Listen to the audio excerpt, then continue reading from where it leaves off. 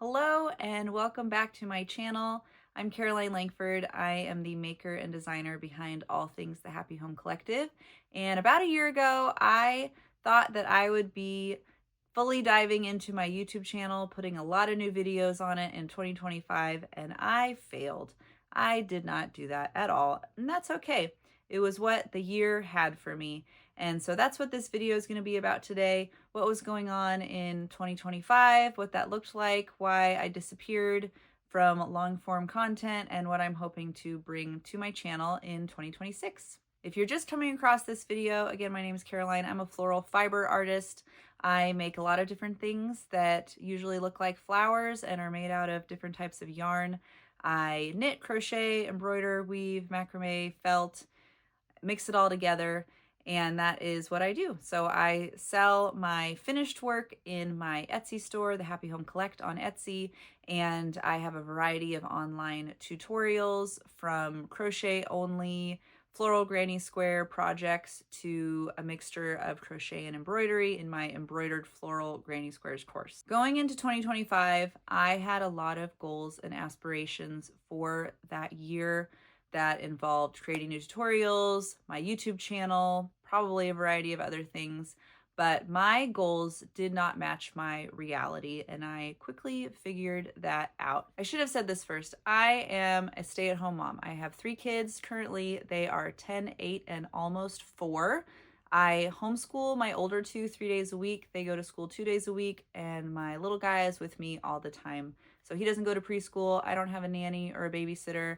I am truly a stay-at-home mom, and then I also run this business in the pockets of time that I have in the day and after they go to bed. So back in 2024, that was when I first decided to try my hand at online courses. Up until that point, I was only selling my finished works. So pivoting to creating tutorials as well was a big change for me and a big change for my business. Overall, it was a positive change, hugely positive change, but it did require a lot of shifting of how I use my time and what I'm focusing on in my business. In 2024, my kids were 8, 6, and 2.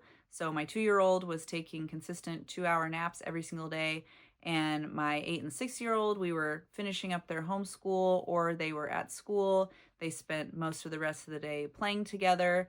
And in general, I had a lot more time. I had the nap time to work on things, after they went to bed to work on things. I just had more time. So in that first year, I created 4 online courses. 3 of them are on the smaller side of my crochet tutorials, and then my largest course, my embroidered floral granny squares course.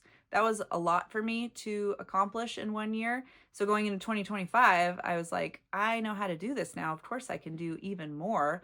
I wanted to create 4 to 6 new online courses, as well as start putting a lot of content on YouTube. I thought that I could accomplish that. I thought my kids are getting older. They're not going to need me quite as much. I'll probably have more time. Boy, was I wrong. So the first thing that happened in 2025 was my then 3-year-old stopped napping, which isn't a big shocker probably to anyone, but he stopped napping.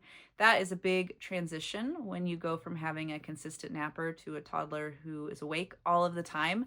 And for some reason, I just was not mentally prepared for that, even though this was my 3rd child. So that was a huge shift. I also began working on my YouTube channel. I do have 3 videos, long form videos before this one.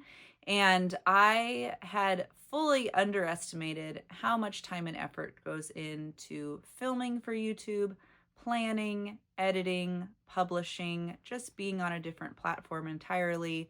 Completely underestimated. I still barely know what I'm doing, but I put a lot of time into those 3 videos. None of them were my first attempt at filming them. They were either my 2nd or 3rd attempt. So it was just a lot of time.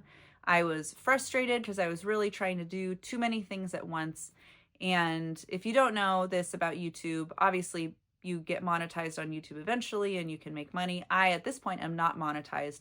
So creating YouTube videos, while I really enjoy it and I think it's overall a great investment of my time long term, at this point, it doesn't earn me an income. And I am in a financial position where I need to be earning an income from my business. And my tutorials that I create do earn me an income. So after creating those first 3 long videos, seeing the amount of time and effort that they took, I just realized that I needed to be focusing the limited time that I already had on creating tutorials, improving the tutorials that I had already made. That was a big thing I did in 2025. I went back to my first 3 tutorials that I made after learning more about how to make those well, getting feedback. I went back and made some edits to those first ones to make them even better. And then moving forward in 2025, I did create 3 more, not 4 to 6 like I thought I would. I made 3 and they were great, and I'm glad that I was able to make those. The biggest one being my mix and match cardigans course, which I'm really proud of if you haven't checked that out yet. Everything you need in one place to be able to make a variety of floral granny square cardigans. So enough about that. All that to say, I was a lot busier with my kids than I anticipated, which is my number one job. And so I needed to reserve the mental, physical, emotional energy I needed for my family.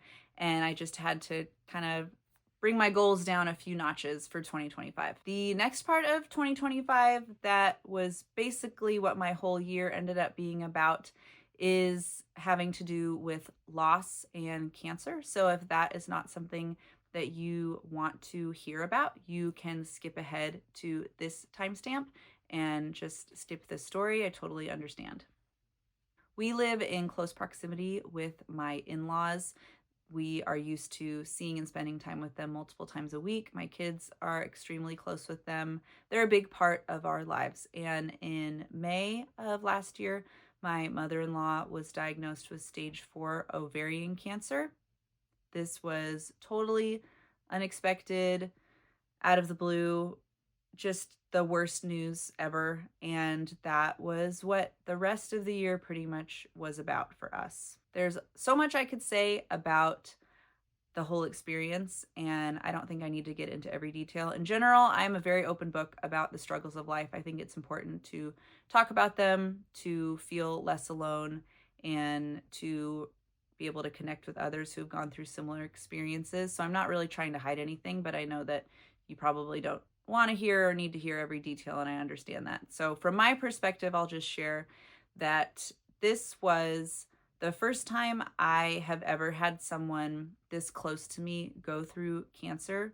So just on a practical level, I had no idea what to expect. I didn't know what that process looked like of going through chemo treatments, recovering from chemo, and then she did eventually pass away at the end of October. So that was a pretty quick timeline from finding out that she had cancer to saying goodbye. And it was just really, really hard and really exhausting. I was not as close with all of my grandparents as my kids are with theirs. And I was at least a teenager, if not an adult, when all of my grandparents passed away. So I didn't have the experience of losing a grandparent as a child, which is what I was watching my kids go through. I had no idea what to expect as far as how my kids would process all of this. They all process things very differently. They're very different ages. And so I just didn't know what to expect. And I wanted to leave a lot of space as their mom to be there for them however they needed it. And also just to recognize that some days we were pretty much going to be too sad to function. And when you run your own business and homeschool, you got to keep up with a lot of things.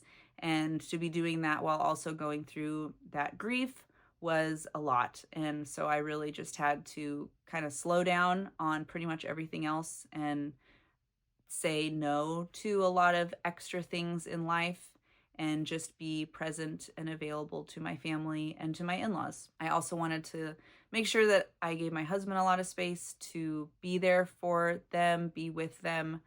We tried to help them however we could. There's just a lot of practical things that are happening, appointments, picking up prescriptions and groceries, and just so many things.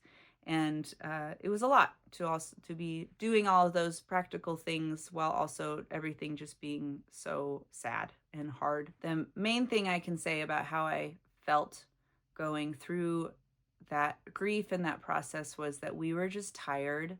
Like all of the time, me and my husband were very tired. And I, in general, am not a very forgetful person.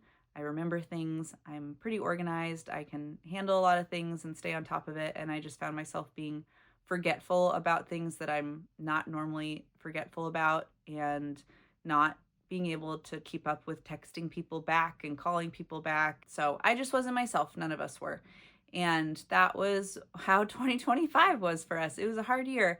And I don't need to say a whole lot more about that, other than what was interesting was I do have a lot of friends and acquaintances, of course, on the internet through my art and business. And as I shared things about this process, to have so many people message me going through similar situations that I never would have known about. And it just shows that we really never know what's going on with people.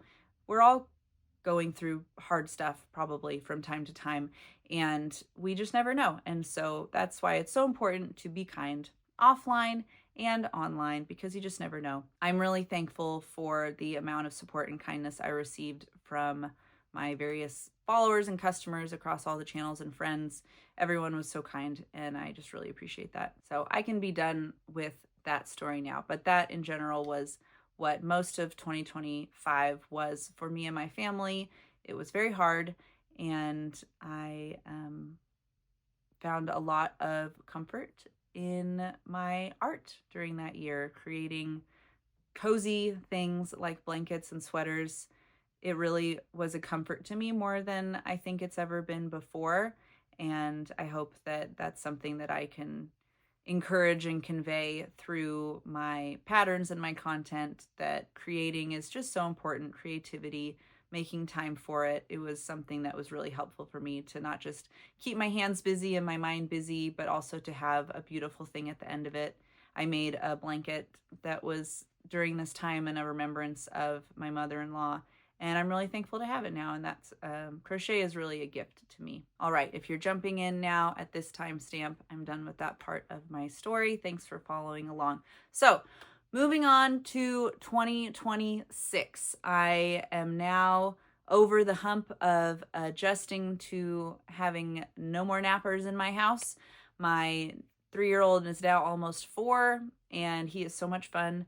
And right now, while I'm filming this, he's watching a movie, and my 2 big kids are at school. That's why I have time to do this right now. This is my 4th attempt at this video, but I'm going to get through it, because that's a change I'm going to make this year. I'm not going to overthink everything that I say, because it just is what it is, and I can always make more videos. I'm sure there's little details that I forgot, but hopefully I covered most of it. Moving into 2026, another thing that I had to figure out about my channel here, and maybe this would be helpful for someone else who's trying to post content on YouTube or thinking about it, beyond the practical parts of filming and editing and publishing, I needed to think about, what do I even want to share on here? And since in 2024, I had just started creating tutorials, moving into 2025, I think that was what I was becoming more known for. People, it felt like, to me at least, were expecting more tutorials. That was what my YouTube would be. I would have free tutorials on YouTube, and then my paid tutorials that I sell. And while I do want to put some tutorials on here, I don't feel like that's the main thing that my channel is going to be about. It's not what I want to be creating all the time. It takes a lot of time to create tutorials, and there's so many amazing ones already out there. I don't feel the need to make any just for the sake of having my own version of it. I do have some specific designs and projects that I would love to share on here that are somewhat unique to me, or just really basics of crochet that have meant a lot to me that I think everyone should know. So I think I will be putting those kinds of tutorials on here. But I also would love to share just a lot of talking videos like this. I am in my 8th year of this handmade business. I have quite a bit of experience at this point with running a handmade business, selling online, growing on social media. Social media strategy is something I enjoy talking about. I would love to share more about that. When I first started my business back at the end of 2018, basically 2019, there was another maker at the time. Her name was Danielle, who had a business called the Merriweather Council. If you were around back then, maybe you remember her. She had a podcast and also an Etsy course on how to set up your Etsy store. And she was so helpful to me. I listened to all her podcasts. She was just a very, I felt like normal, down-to-earth person who had a handmade business and shared a lot of her opinions and tips about how to run a handmade business, how to grow on Etsy, which was my main focus at the time. Now I'm doing more tutorials, and also the internet and the world has changed so much in the last 7 years. But all that to say, her content was so helpful to me that I would love to create stuff like that, content that's helpful to other handmade business owners and makers, whether you're just starting out or you're on your journey, or maybe you've been in business longer than I am. But I think we all have things that we can learn from each other, and I would love to share more of that here as well. All right, I think I'll close out my video by showing you a few things that I am working on right now in January 2026. I am working on a sweater for myself. These are unfinished squares. I have been waiting for about 2 weeks for the final color of yarn to be able to finish all these and put them together. And I think it's arriving today. So I'm very excited about that, because this sweater is going to be for me and it's going to be so cozy. And the next color I'm doing is a light green. And I'm hoping that this will be a sweater that I can wear a lot, that goes with a lot of my clothes and is just going to be a staple in my wardrobe. I've also been doing more embroidery lately. So this is one of my embroidery pieces where the base is one of my floral granny square designs. This is my Radiant Zinnia square. And then I embroidered on top of it a zinnia. So I found the inspiration for this from an account on Instagram called Basket of Flowers Farm, I believe is her name.